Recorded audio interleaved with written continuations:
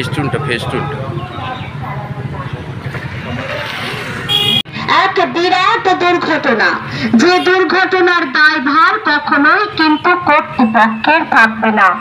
ঝুঁকিপূর্ণ জীবন চাই না, আমরা চাই আপনারা শান্তিপূর্ণ জীবন যাপন করুন। অতিরিক্ত জোরে গাড়ি ড্রাইভ করবেন না, অতিরিক্ত জোরে গাড়ি চালাবেন না। প্রত্যেক যাত্রীদের কাছে আমাদের বিশেষ নিবেদন, গাড়ি চালানোর সময় হেলমেট ব্যবহার করুন এবং